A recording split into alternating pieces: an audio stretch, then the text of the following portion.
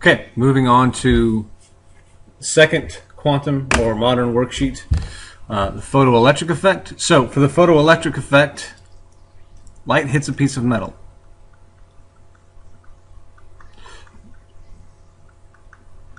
And it has to be metal. It's the only thing that's got the right bonding structure to allow electrons to fly off. If the frequency of the light is above the threshold frequency,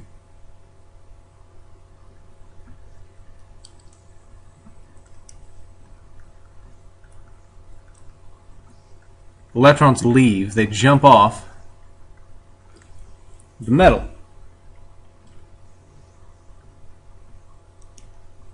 And any extra energy that the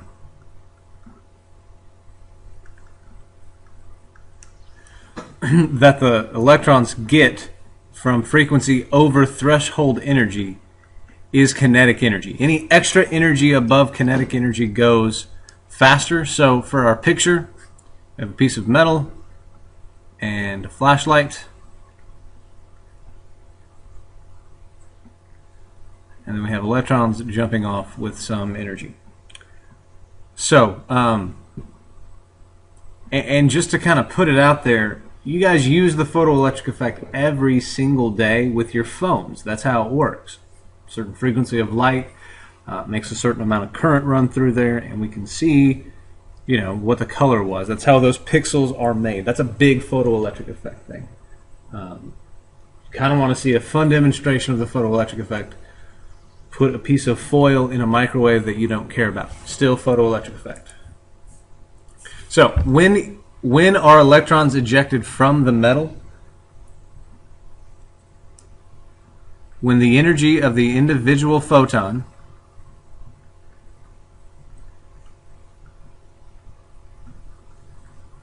and the energy for a photon is Planck's constant times the frequency. When that energy is greater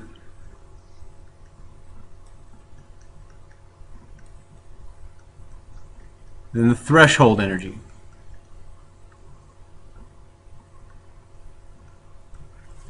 So if you think back to what we just did with electron energy levels, certain photons made us jump up to certain levels. The threshold energy is the minimum energy it takes to make an electron completely escape from its electron energy levels. It's a rough way of thinking about it. I don't think that would hold up too well. There's a lot of different things that go on with that energy. But basically, you can think of this threshold energy as the minimum energy needed to make the electron escape from the atom that it's attached to. All right? So, what changes can be made to change the amount of current? The amount of current has to do with the number of electrons.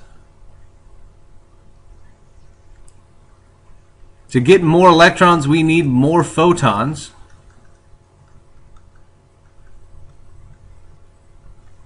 So that is a greater intensity.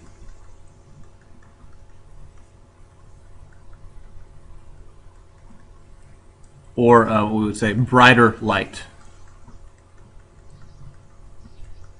Brighter light. And if I want to have more energy in my electrons, I have to change the energy of the individual photons. That means get a different frequency of light.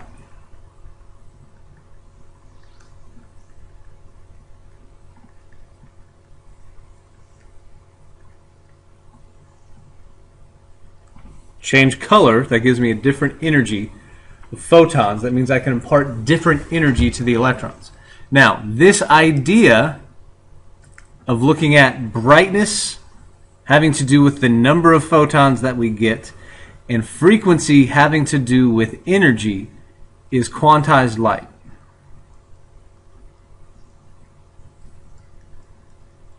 This is a quantum view of what light does.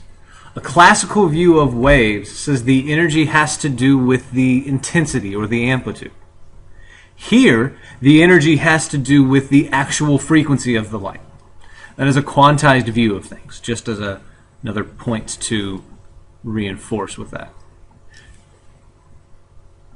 Sketch a graph of the energy of the electrons versus the frequency of light. Label on the graph the threshold frequency and Planck's constant. So we have electron energy. We'll put it in electron volts on that axis. And on this axis, we're going to have the frequency of the light. That's going to be in hertz. And then we have a slope like this. This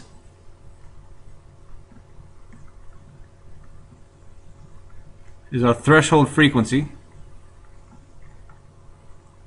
And as we can see, below this threshold frequency, nothing happens. No electrons come out. And above this threshold frequency, as we increase the frequency of our light, we increase the energy we give to these electrons. And the slope here is equal to Planck's constant, h. That's telling me how the energy transfers between those things. Photon. A photon is a light packet.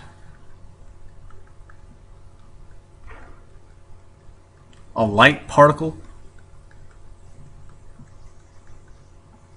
LE. Particle of light. It is the wave particle. Wave. It's how we describe light. What is it when we say that energy is quantized?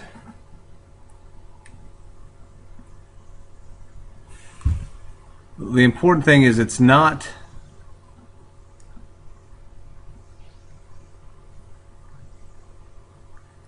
continuous.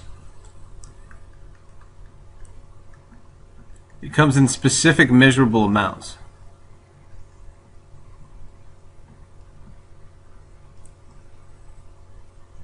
Or increments, I think is what I'm going to say. So when we say that the energy of the light depends on the frequency, what we're saying is every frequency of light, every different color, if you will, has an energy associated with it. We change the color, we change the energy that we have. Now there are billions and billions and billions of different colors as we go through this, but every color is associated with its own energy. The photon model of light basically is that light is made of photons.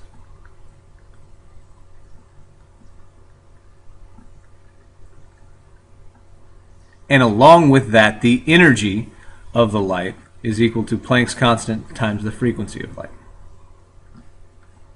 And these are those wave particles. Acts like a wave and a particle at the same time. It displays both.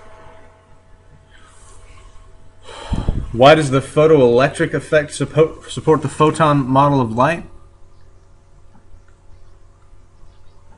If light were just a wave,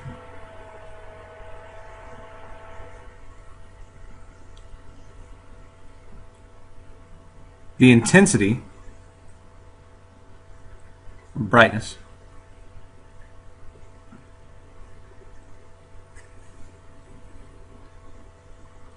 would affect energy. Oh, it should be an A. Would affect the energy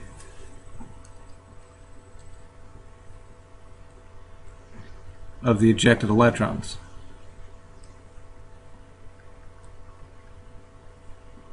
Instead, I don't know what's happening with all this. Instead, what we see is that frequency.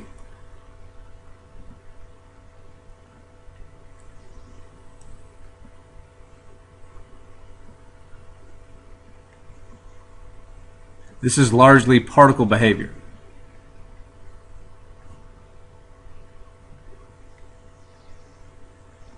Now, explaining all of this is, I don't know why it's doing that.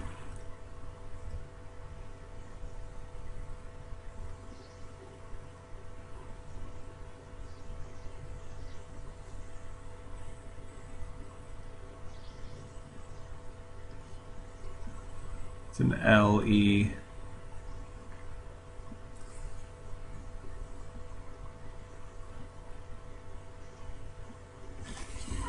Okay, so I'm just going to read it. If light were just a wave, the intensity would have to do with the energy of ejected electrons.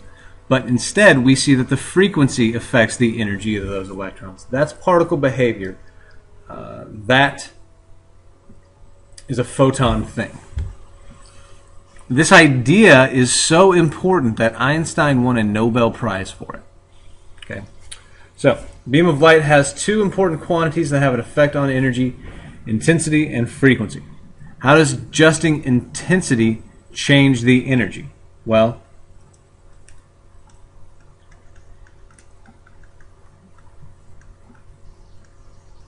it gives more particles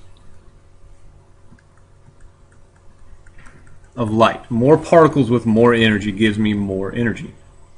100 photons of the same energy have 100 times more energy total than one photon. But they can only give that much energy for each one. How does adjusting the frequency change energy?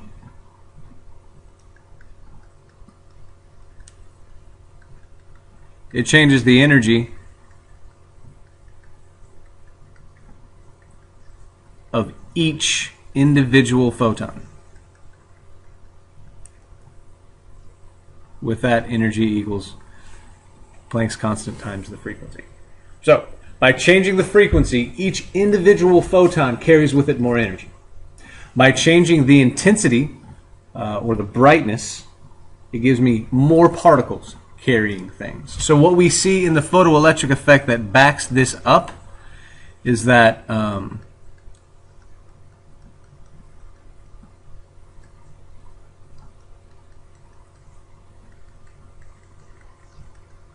brighter light ejects more electrons of the same energy.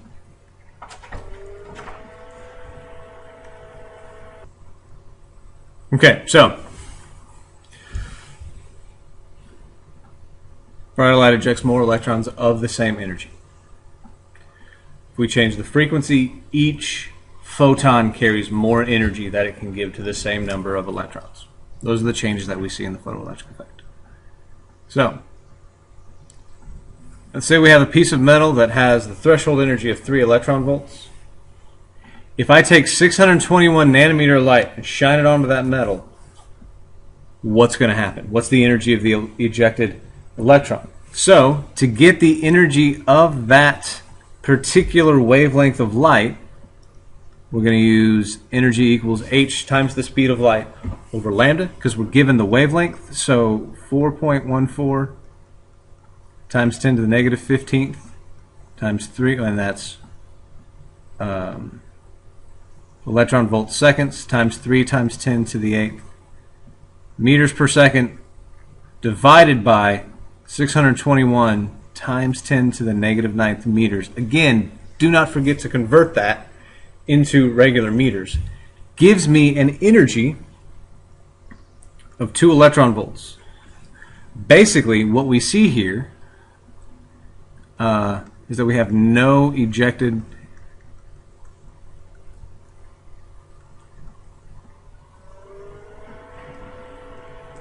electrons. They're staying in there. That's not enough to make them come out. So how will increasing the intensity? Well, if we're not ejecting any electrons, this does nothing. What we need is greater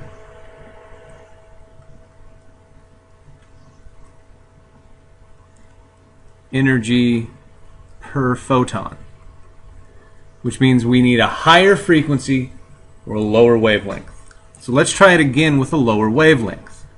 The energy again is h times the speed of light over lambda, so Planck's constant, 4.14 times 10 to the negative 15th electron volt seconds times the speed of light, 3 times 10 to the 8th meters per second, divided by my wavelength. This time is 284 times 10 to the negative 9th meters. Again, we have to convert that. And that gives me an energy of 4.37 electron volts. So 4.37 electron volts. The threshold energy is 3 electron volts. That means the energy of the electron is going to be the difference between the two, or 1.37 electron volts. How will increasing the intensity of light affect the result? We're going to have the same energy, but more electrons.